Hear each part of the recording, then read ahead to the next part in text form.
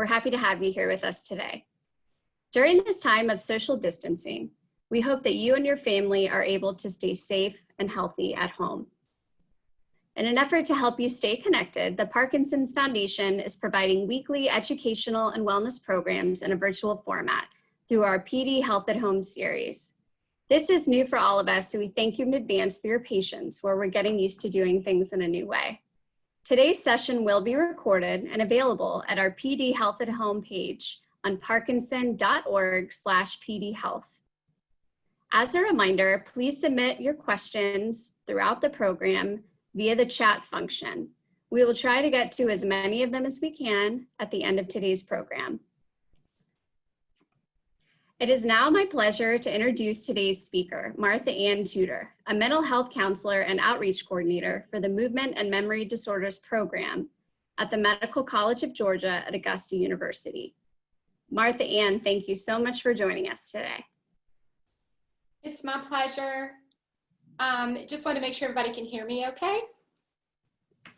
Everybody can hear me? Good. So I want to thank you for letting me talk today and giving me this time. And I'm going to also be really interested in what you all have to say and what you're thinking about. So thinking about our current time, and we did call this like coffee chat for caregivers. It's really for anyone who's trying to survive and protect our mental health during these most challenging and stressful circumstances. Chances are that from the time you woke up today to the time you tuned in right now, there was a headline that could be very distressing that you saw, because most of the news isn't good and there's a lot of uncertainty. And one thing we know about the human brain is we don't really do really great with uncertainty. In fact, we respond to it quite naturally with anxiety and worry, stress, and alarm. And while those initial reactions have been protective in history, what is that unknown object? That might be a snake. Maybe it turned out to be a stick. But having those initial reactions of caution and alarm and alertness have helped us survive.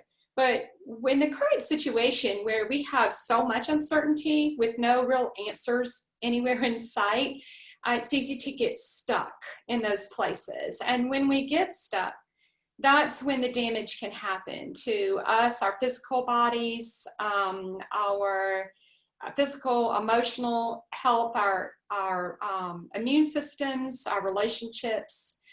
So reminding ourselves, that there are things we can do in the midst of all the things that we can't control, to take control of our own well-being and how we respond to the things that are happening around us.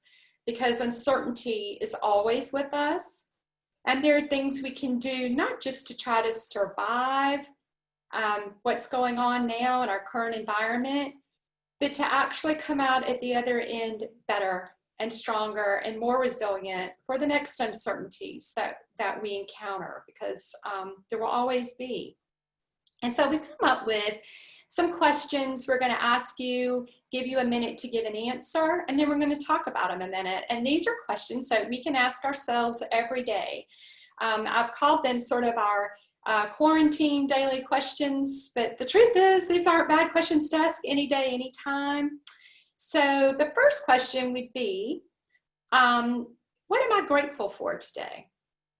So we're ready for that first question.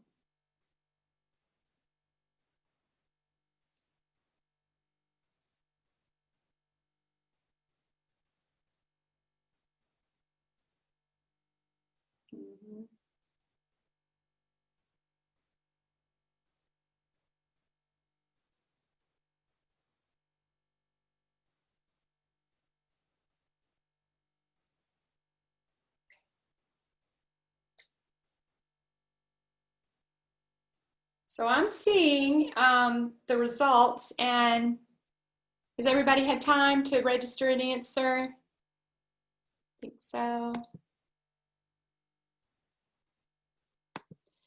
So it looked to me like we had about 70% of people said the health of their family. And I saw some other significant numbers said nice weather. And there was something else. So in our Q&A, I'd love to know what that is. But we remember that in times like this, our attitude and gratitude are not challenges, but they are choices that we make. So we can choose our attitude. And we have real research, scientific evidence-based research that shows and has associated an attitude of gratitude with an improved immune system. There are lots of tricks for this, that can help. I know folks who keep a journal beside their bed, put down 3 things every night before they go to bed that they're thankful for. And it doesn't have to be anything large. It could be a nice cup of coffee, a chat with a friend, a good movie on TV, the birds chirping outside. And so that's a nice record, because in a year, you've got 1,000 things that you're thankful for. And when times are hard and you're having a hard time feeling very thankful, thinking of things to be grateful for, that's a nice resource to go back to, flip through and remind yourself of some of the things that you were grateful for, most of which will probably still be true at the time that you're flipping back through, to be reminded. And this can be very self-reinforcing of emotional resiliency and psychological health. Some people have a habit with their loved ones at night over dinner saying, what went right today? What was the best thing about your day? What are you grateful for today? So these types of things, we really do train ourselves. And the more we go through trying to look for things to be thankful for, the less effort it is to try to think that way. The more it does become a habit. And we know that just lifts our mood. It helps keeps things in perspective. These are things we might have to be a little more proactive about right now when we're being bombarded with so many distressing and scary and worrisome headlines and news and developments, because we need to remember that there is good, and it can help balance out the negativity. And that's another point where it can be a good thing to maybe limit your exposure to the media. Not dwell on the negative, not watch the news all day long. Maybe it's important to know what's going on, but maybe check in once or twice. And then fill the rest of your day with music that you find healing, or relationships or activities, some of which we'll talk about a little more in a minute. So another question that we have is, what am I doing today? How am I letting go of my sense of normal today? So that's our next question. Oh, that's a different question, sorry. We'll do question 2. I'll do it in a different order. So this question is also really good, and that is, who am I checking in on, or who am I connecting with today? So we're doing that now, right? We are connecting. And I'm going to wait and see what answers we get.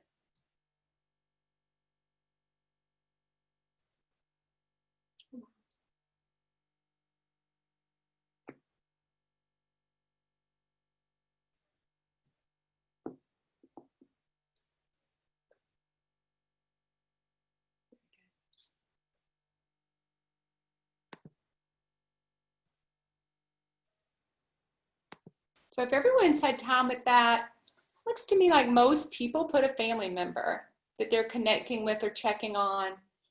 And there was also a significant number that said a fitness buddy. And that reminds us too of the multiple levels of benefits of the therapeutic boxing programs, yoga programs, many types of fitness groups that we might participate in that now could be, now I think a lot of them are happening virtually. Not just good, so that emotional connection. This is really such an important point of connecting and checking in. It might be somebody you know in your life that's lonely, an elderly person, someone who is widowed or widowered, someone who lives alone, maybe has health problems, maybe they're even more isolated than others, and to realize this isolation that we already work so hard to deal with and overcome in other times is, of course, so profound now. We aren't having religious services, fitness in-person programs, support group meetings. We might be doing telemedicine appointments with our docs or with our counselors. Going out to dinner with friends might be two people sitting in different places, looking at a screen like we are right now. And connecting with someone might be a phone call. Checking in on someone might be a note you write. But it's very important to remind ourselves that even though we might feel very isolated at this time, that we're actually all very much connected and in it together. And so to remind ourselves we're not alone can be very powerful. We know that feelings of isolation are associated with negative health effects, even with premature death, certainly with decreased immune systems. Higher levels of stress, even higher complications, levels of complications with issues like diabetes and heart disease. So that can come in while we all need some time alone. The isolation can really be a big enemy. So these are good times to make sure we're being very proactive about connecting with others and checking in on someone. So I think we're ready for that next question, which I think I know what it is. So what expectations of normal are you letting go of today?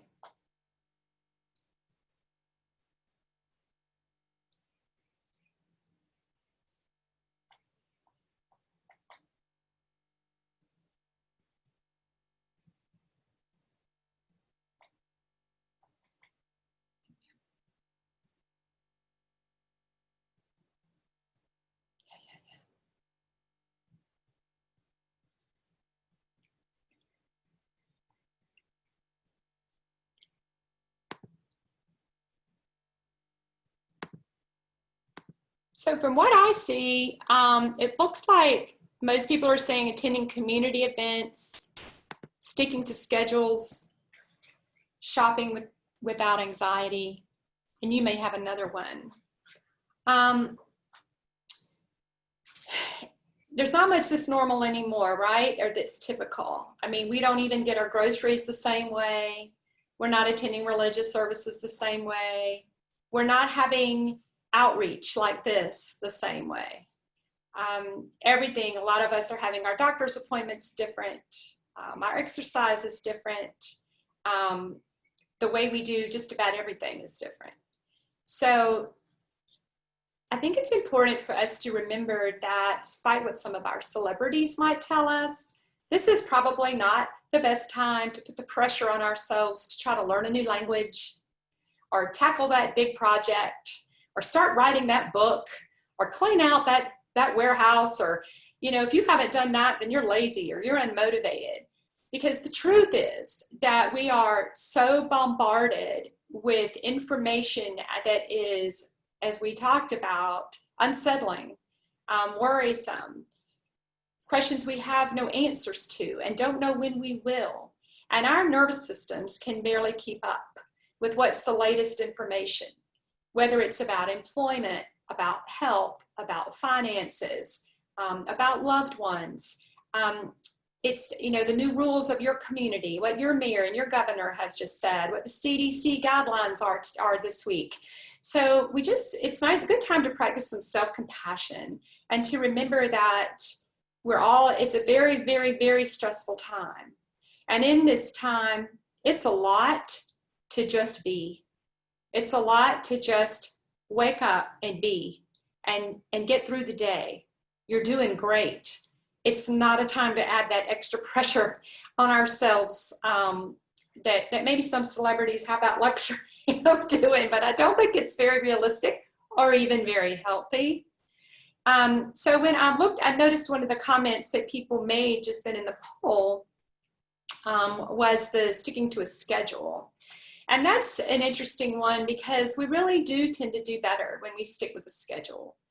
And so you can do that yourself though. It might be different, but it can help to try to get up at the same time every day.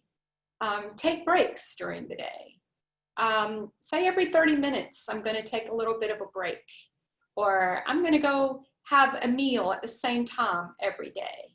I'm going to try to exercise at the same time every day. I'm going to go to bed around the same time every day. And you don't have to be legalistic about it, but trying to have some sort of routine and schedule is reinforcing of a security, and that we do have control.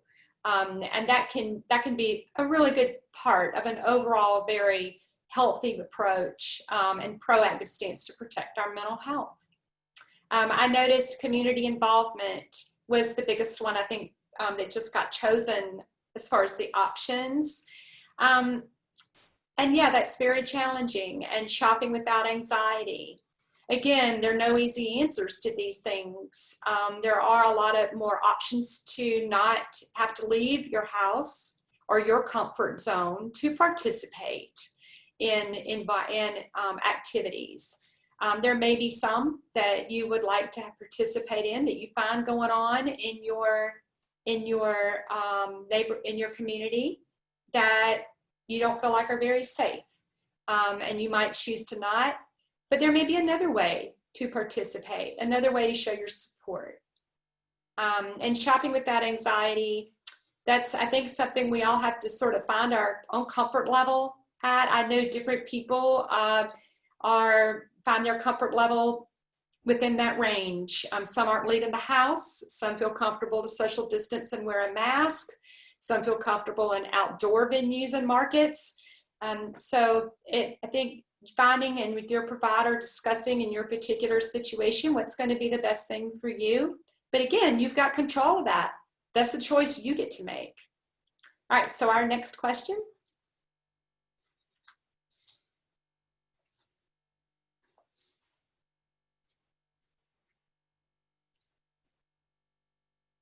I think that next question is, how am I getting outside today? Okay.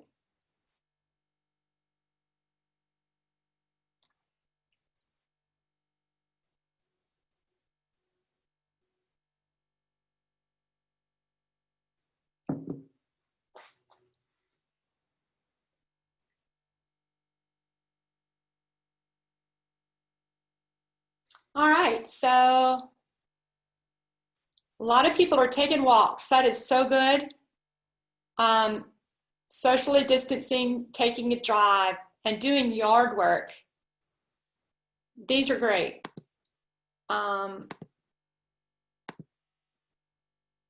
These are great responses. All of these are so healthy.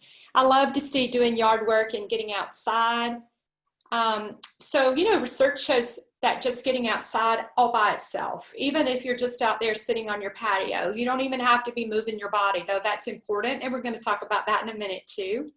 But just the being outside is so healthy and restorative. There's a lot of new research that I have been recently reading about just the color green. Being around the color green outside is very soothing and is associated with lowering stress levels and being very comforting.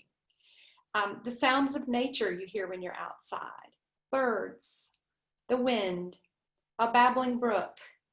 These are things that help us focus in the here and now, and maybe help us step back from worry of tomorrow and what's going to happen tomorrow, what's going to happen next year, what's going to happen when this or that happen, to sort of get out of that pattern of ruminating in negative. And it can bring us into the here and now. This touches on the mindfulness exercises that we know are so healthy and helpful, and that Parkinson.org is offering every Monday, that Mindfulness Monday. These are techniques that you can carry with you and practice anywhere that you are. And so these are little tools you can have in your toolkit for when you feel your anxiety level going up, or there are developments or news that are just getting to us like they are. So going outside is very, very important. I think research says if you can just do it even 10 minutes a day, there are benefits. So it doesn't have to be a lot. And I noticed a lot of people said taking a walk. And that gets us to our next question, which is, how am I moving my body today?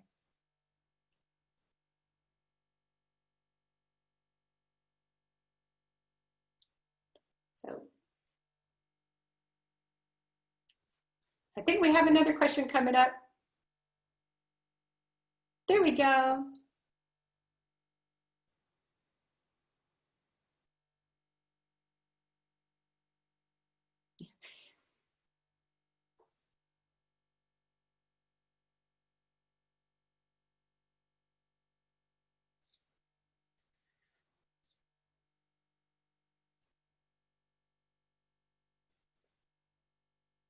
Another way. All right. Whoa. Okay, so those answers really have me intrigued because a lot of people said another way, and I can't wait to hear what those are. So, but I do, and then a number of people said cleaning. All right, well, you should come to my house because I could use you over here. But and then walking the dog sounded good, and virtual exercise, which I know here at Augusta University, one of our local therapeutic boxing programs has been doing an awesome job with online exercise. Even when they couldn't do the boxing, they just turned into just sort of, you know, moving your body and those virtual exercise programs. So these are really great answers. Again, there is literally no way to count the research that we already have and that continues to go on to the health benefits of moving your body. And it doesn't have to be a lot. 30 minutes a day is associated with optimum benefits. So if you can just move your body, for some that may be chair exercises. For some people that may be strolling around your neighborhood. For some people, apparently there were a lot of other suggestions, so I can't wait to hear that. I love to see the walk and the dog. Animals can be very restorative, and that can also combat the isolation that we feel, because we know when we go outside with our pets, people tend to want to come hopefully from 6 feet away, ask about your animal. It can be conversation starters, and they give us that unconditional love that's just really healing in an impersonal world and when we're now isolated. But moving the body is associated with, of course, improved immune systems, greater resiliency, both physically and psychologically. There's, you know, lower diabetes, better heart rate. There is just not, I don't know of one single area of our health that hasn't been studied with physical movement and found that it's positively impacted by moving our bodies. Not to mention the fact it elevates our moods. It gives us more hope. It does incredible. It can do, studies show that for moderate depression, physical exercise or just movement, just enough to get your heart rate up, of just 20 minutes a day can do the same as some antidepressants. So it's just incredibly, maybe one of the most powerful tools that we have with which to take control of our own mental health. And then we have this question, which is one of my favorites, and it's about beauty. And it's asking us, how are you today either cultivating beauty, creating beauty, or inviting beauty into your life?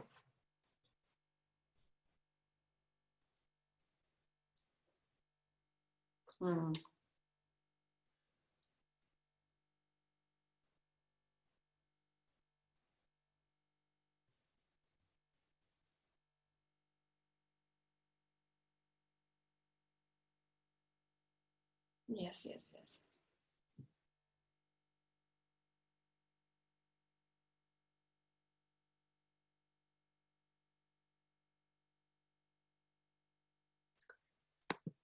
So again, these are great answers. and I'm sure you have some that weren't on the list. You may be seeing that a lot of these are self-reinforcing, right? So the gardening one, that's beauty. That's also can be moving your body. That can also be getting outside. So a lot of these are healthy and hit us in healthy ways. The benefits are layered. Spending time with a loved one, and that is beauty, right? And truly, we all hear beauty's in the eye of the beholder, and that's true. What you might do, what Joe Kelly might do, think is beauty, may not be what I'm thinking. I don't know, but sometimes beauty is very individualized. So many options now since the COVID crisis of ways we can partake in museum tours, events that are put on, projects for making cards, making a necklace, painting a picture. These things are available to us now virtually for free without leaving. We can tour the Metropolitan Museum of Art, the Guggenheim, their opera that we can stream in, performances, musical performances, literally in every genre, ballets, symphonies. There's just no end to the beautiful museums, parks, zoos that are now available to us just through a screen that we can take in. The gardening is such a great answer too. There's something very healing about getting our hands in dirt. It's therapeutic. It again centers us into the here and now, watching life, watching something grow and survive and bloom in the middle of this environment that we're in is very powerful at counteracting messages of doom and hopelessness, right? And remind ourselves that life is beautiful. And even though our news may not be giving us that information, or it may not be in a very realistic perspective, because the headlines are all about the latest tragedy or thing to worry about or bad news, life is beautiful. And if we are more proactive, a choice that we make to seek out the beauty, then we can be reminding ourselves and equipping ourselves, because with the endurance that we need to be able to keep the stamina to keep going, because we are on a journey. This is not a sprint. This is long distance. And we're trying to restore ourselves and give ourselves the tools that we need to be resilient, to keep the proper perspective, to remember when we have 10 negative headlines today, you know what? I'm going to put that over here in this box. I can revisit that later if I want to, but I'm going to choose to fill my day with some things that restore me and remind me of beauty and love and connection in the world.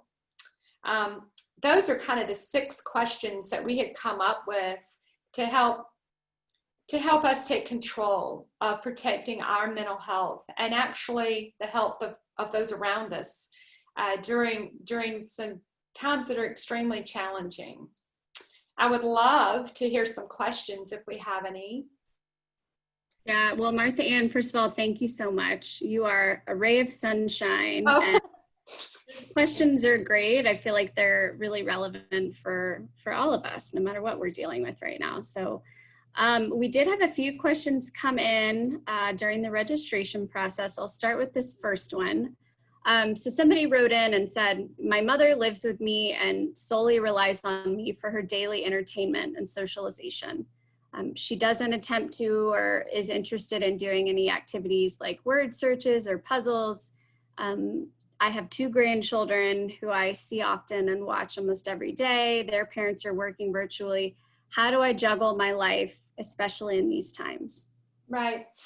Well, that's a very good question, and it's, I'm sure, hits on issues that many people, many caregivers are finding themselves dealing with. You know, at a time like this, too, I think a lot of home health has ceased or diminished. We don't have as many, you know, as we just talked about. We're not able to go to the support group, go visit someone. go to a Bible study, go to lunch with friends. Maybe, I don't know about this person, but her mom may have had some of these outlets that she now doesn't have access to. And as hard as it is, it's still a person's choice. So when I hear that question, I'm also hearing for the caregiver, how can she survive in that situation? Because she's probably can't really make her mom choose anything different. And I would want to know more. I would want to ask some questions more, like what does her mom like to do? Maybe I could make some suggestions of things some new things they could do together. If I would have the opportunity to talk to her mom, that would be some good information too, of something she might enjoy that they could do together. But in not having that information, what we do know is that caregiver can do some things to make sure that she's filling her bucket. Because she's, just like you see in the airlines back when we could fly, if an emergency and the oxygen mask falls down, you put it on your own face before you turn around and put it on your loved one. So it's sort of like that. We cannot give out of an empty bucket. We have to be able to fill ourselves, not in a narcissistic way, but in a very healthy way. We have to be able to be strong so that we can still be here to keep doing this tomorrow. So for her to make sure, that caregiver to make sure that she's getting some breaks, that she's got some outlets, some people she can talk to, some time that she can get away, and some things that she can do, that she's getting enough sleep, eating right, thinking of her own gratitude, thinking of what's right, because the frustrations can really take you under otherwise. And it's just, they always seem to come more naturally, don't they, than it is to think about gratitude and thankfulness.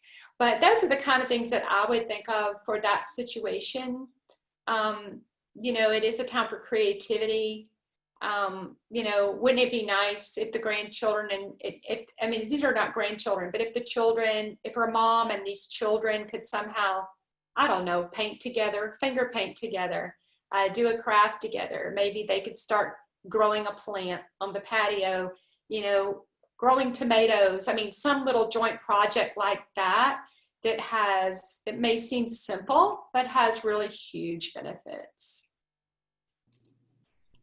And I know you touched on this, Martha, in a little bit, in terms of respite care, home care, I know prior to COVID, people, there were quite a few people who relied pretty heavily on these services, either because they're working full time or they have kids of their own, other things going on in the house. So, I know that some of these services might still be offered, but what would your recommendations be, if somebody is thinking about inviting a care partner into their home to help out?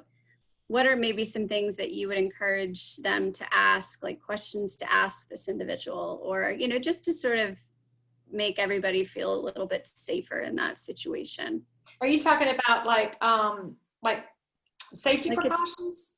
Yeah, just, or even screening questions that you might ask, before you invite, somebody from outside the home into the home. What are some considerations that you think people should take? So first of all, I think I would definitely get the okay of my health provider, and see if they think that that's a good idea, because no two people are exactly the same, and your healthcare provider is going to know your situation, your underlying health conditions, your exposure, who all is in your home, and what all your particular risk level category you are in. So I would definitely get that okay first. Then I would find out from the organization, the agency, what they're doing to take precautions. And then maybe share that with your provider or someone in the doctor's office to kind of make sure that this all sounds very reasonable. But then also just your own comfort level is just gonna matter, and that needs to be respected. I think some people are more comfortable having nobody come in. It would just, some people are more comfortable kind of continuing the way they were before the virus hit. I think CDC guidelines are important to adhere to. You know, I think we all have to take these guidelines, we have to be aware of them, and then we have to take the risks, but then we have to still find a way where we're going to live our life. And what we and our loved ones come together and decide are the way we want to do this. So again, it's your choice. And that's another thing that's so important. When we feel like we don't have any choice, that can be profoundly depressing. You know, I have no autonomy. I have no say-so. You know, my life isn't mine. And so to remember that even in a circumstance like this, you still have choices. We all have choices. And that's a choice that you get to make. You and your care partner get to make. So to whatever level, extent, you know, I know in our facility, our clinic is back open. I think we continue to offer some telemedicine. Some people are loving the telemedicine. They prefer it. Some don't like it at all and can't wait that they don't have to do that anymore. So I do believe we have some patients who will want to continue to have telemedicine appointments when that's, you know, when it's going to serve their purpose long after, you know, we're able to go into clinic as far as safety goes. So it's just individualized. It's really nice when we have different options to offer folks. That's great. And we had another question come in, and I think this is, again, I mean, this is true for anyone, regardless of your situation at home. But, you know, when you're with somebody all the time, and maybe you had breaks before, but now you guys are together literally all the time. This one person wrote in, you know, how do I manage my temper when I get asked the same question 5 times, you know? So what are maybe some sort of coping strategies for overcoming sort of that frustration when it comes to communication with someone you're around all day, every day? That's a great question. And you don't have to be a caregiver and a patient to have these frustrations. I mean, I think there's some parents that are homeschooling and some other folks that are all hemmed up together that would have the same questions. To start with, the individual that's asking this is already a little bit advanced and ahead of the curve of most, because this person is recognizing that they're feeling anger.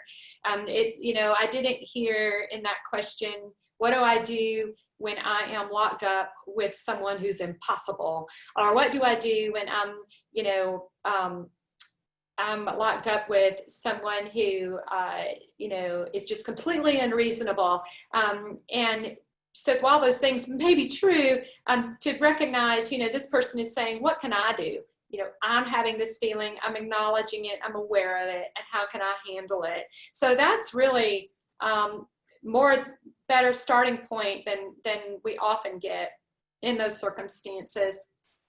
And, you know, I think the wisdom of taking a moment to step away, to step back, all of the self-regulation techniques that we know that work. So the deep breathing. This is when behavioral health can really come into play too. You know, the deep breathing, the setting breath. You know, if you're not familiar, that can also be called like the 4-7-8. So you breathe in to a count of 4. Hold it for a count of 7, let out for a count of 8. The importance there is not so much those numbers, but as long as you're exhaling longer than you're inhaling. And you certainly don't want to hold it, you know, you don't want to be lightheaded and fall over. So if you need to hold it more for 5 than 7, that's fine. But those, and do that a couple of times, these can be ways to stop from reacting and give our emotional brain a minute to, no pun intended, catch our breath and then respond more than react. You know, get perspective, get control back. Go outside, you know, take a minute outside. The mindfulness exercises. These are important techniques. There are many of them, but those would be times to just take charge and realize we're all under stress. I need a minute. Just yesterday, I talked with a couple, and this is one of my favorite couples. The wife has Parkinson's, and they are a devoted, healthy relationship, married a long time. It's a pleasure to work with these two. The husband is as committed and capable and compassionate a care partner as I have ever seen. And when he called me, he was on the front porch because it was just a lot. And he needed a minute to catch his breath. And he just had to go sit outside and listen to the birds for a little bit. And that was such a healthy, simple, accessible way to not say something you're sorry for, to not react in a way, to recognize. So just like recognizing I'm feeling anger, there's recognizing, okay, I need to take a step because of that, right? I'm feeling anger, so I need to step outside. I need to go take a hot bath. I need to go take a walk around the block. I need to, whatever that break, would be, and to have compassion for yourself and for the other person. I know in yesterday's circumstance, this gentleman's wife was experiencing something that for her was pretty horrific and awful. So, just to remember it's everybody's really mostly doing the best that they can.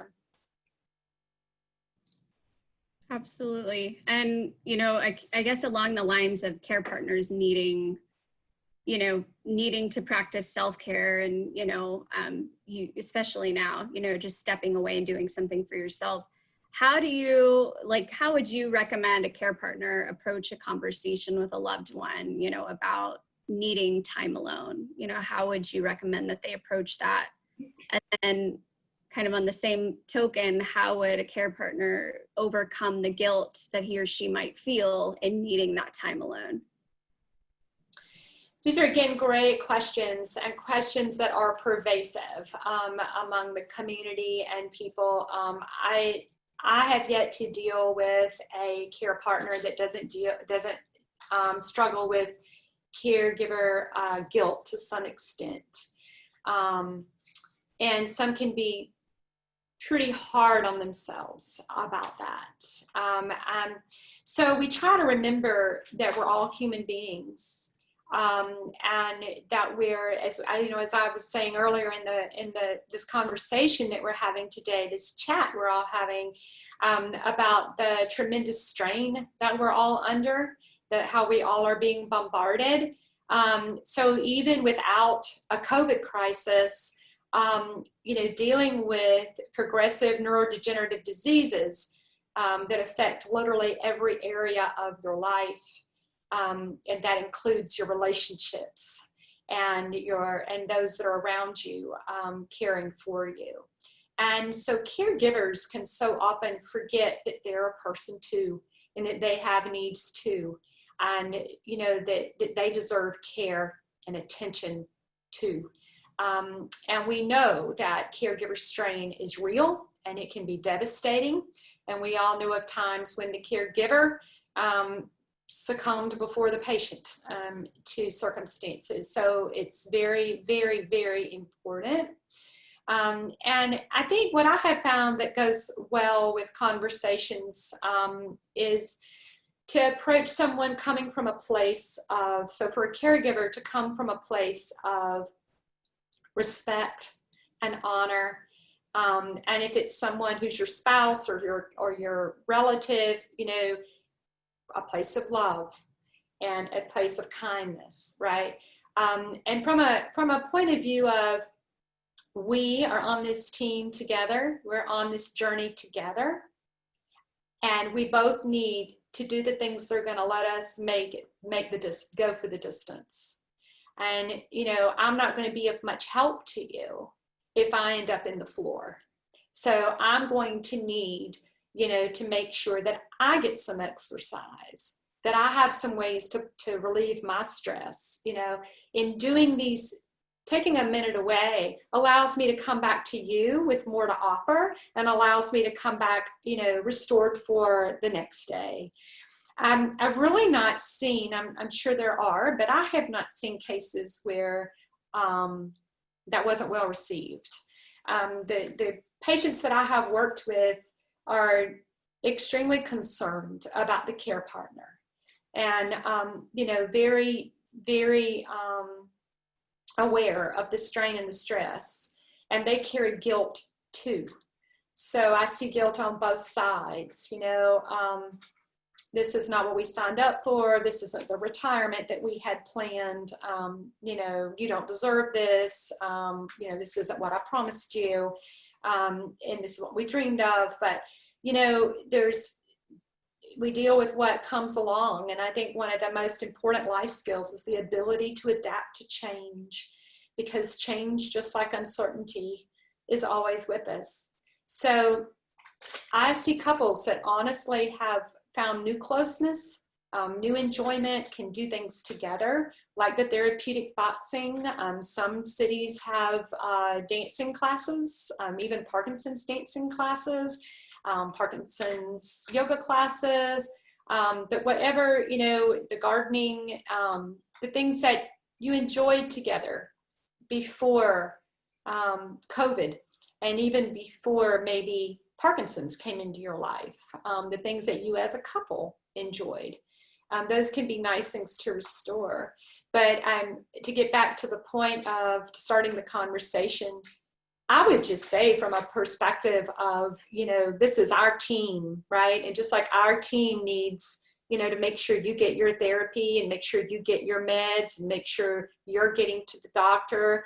And we're going to do everything we can to help you have the best experience. I'm a member of the team too. And we both have to have our needs. We both have to be invested in each other. So that's great. And I think we'll just do one or two more questions here, Martha. Sure.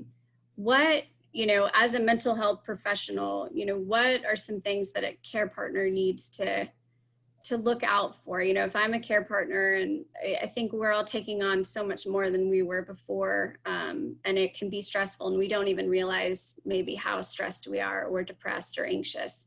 What would be sort of what are some red flags I think that people should look for before making the decision to reach out for help? When would you say, what are some things that a care partner really needs to kind of look out for, whether it's their attitude changing or behavior changes? Because I know there's some great resources out there, including our toll-free helpline, that people can utilize if they really need to talk to somebody. So if I'm understanding the question, is that what can a care partner, what signs are they looking for within their own selves as to when they might be reaching a point where they need some help? And you mentioned the Parkinson's helpline, and I just will take this moment to refer everyone also to a really excellent Caregiver Summit, the Care Partner Summit that the Parkinson's Foundation aired live, I think Saturday before last, but is now available on the website parkinson.org. So if you go and just in the search bar put Care Partner Summit, this was, it was a 4-hour-long program, and you have the luxury now of looking at the topic and clicking on the part that you're interested in. There were some excellent presentations, a lot of resources given for caregivers that I would highly recommend availing yourself of that resource, of that summit, and sharing it with others. But yeah, I think, so one thing I would say is it would be great if at the onset, as a proactive step, to just realize and go ahead and add that to part of your treatment plan. This is going to be hard, this is going to be stressful, I'm going to need somebody that I can talk to. That would be nice from the get-go. I find that isn't usually what happens. I see a lot of care partners who think, I can do this, I can power through, I can soldier through, I can do this. And somehow, if I have to ask for help, that's me not being the partner or the spouse that I thought I was. That's not, loving the person the way I want to, taking care of them myself, is somehow a defeat to sort of hire that out. And the truth is, that asking for help is a wise decision. It does take a team approach. We're not alone, and nobody is a superhero. So we're not asked to do this by ourselves. So I would say if you haven't already added this to your plan going forward before sort of trouble reared its head, you definitely want to look for feelings of guilt, the self-talk that you have. I had a caregiver within the last week tell me that she says, I say to myself, I guess you're going to go to hell for the thoughts that you're having. And this is a caregiver that I would have nominated for sainthood. I mean, she's doing an unbelievably amazing job. So it's the self-talk. What am I saying to myself? If I find myself saying those kinds of things, you know, feeling shame, feeling guilty for feeling guilty. If I find myself being short with the one for whom I'm giving the care, being irritated, rolling my eyes, making derisive comments. If I find myself putting the face of the illness on that person. So it's not, you know, in the healthiest situation, you have the patient and the caregiver, and whatever their pre-existing relationship was, they look at Parkinson's disease or whatever we're dealing with as sort of a soccer ball that you sort of kick around and you both deal with. You're not putting your wife, your husband, your mother, your father's face on that, on the disease or on the challenge or on the disability or on the frustration. That's when you get into trouble.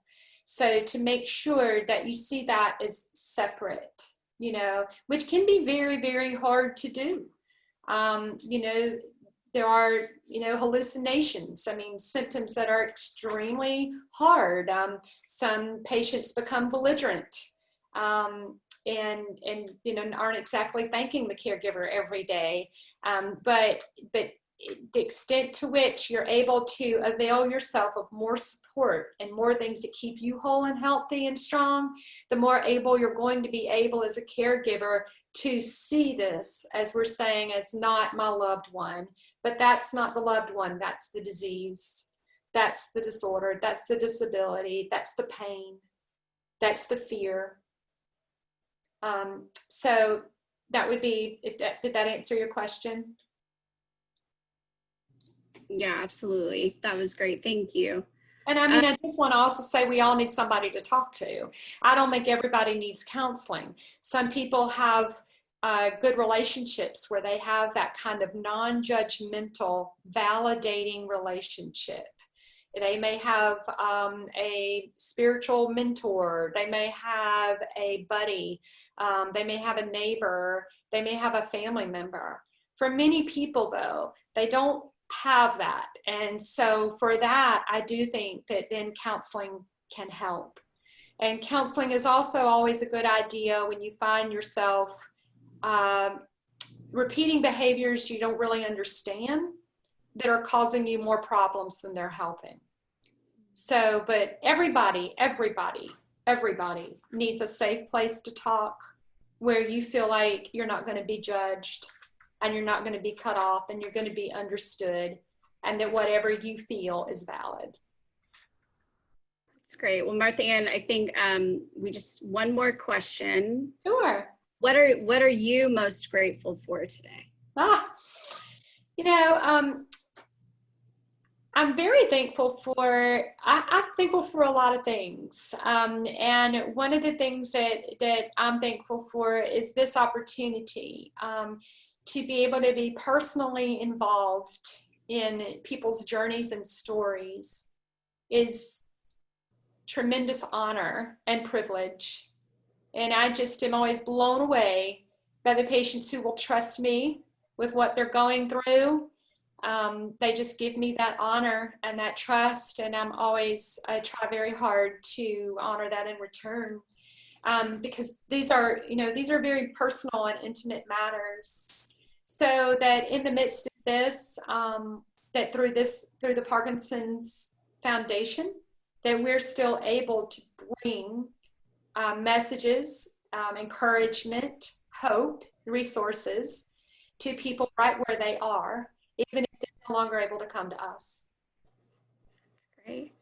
Well, thank you so much, Martha Ann, for being here. And before everyone hops off today, we just have a few closing remarks. I'm just going to show you guys with a few additional.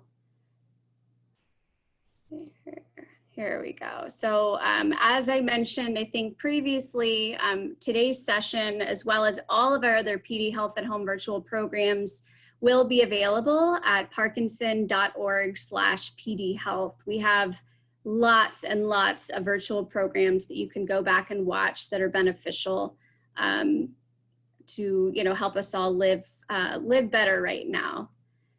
So this is one program in particular. Next Thursday at 12 Central, 1 Eastern, we will do a special National Take Time Thursday event on using physical medicine to reduce PD pain. So we'll hear from Megan Lynch, who's a physiatrist. I don't know if I'm saying that right, with Kaiser Permanente, but she's going to talk about the field of physiatry and its role in treating Parkinson's. So in order to register for that, again, you can go to parkinson.org/PD Health and click on sign up now, where you see Take Time Thursdays. And again, we have our moving day, our spring walks, of course, did not happen due to the COVID-19 pandemic. However, our fall walks are still on the calendar. So please visit movingdaywalk.org for more information and to find a moving day event near you. These moving day walks are so inspirational, and they're all about the importance and power of movement for those living with Parkinson's. So it's a great opportunity to participate with your family members. And last but not least, as Martha Ann mentioned, the Parkinson's Foundation has a lot of resources for caregivers. Our website, parkinson.org, is fantastic. You can go there and simply search, caregiver resources, and those will pop up. You can call our toll-free helpline at 1-800-4PD-INFO.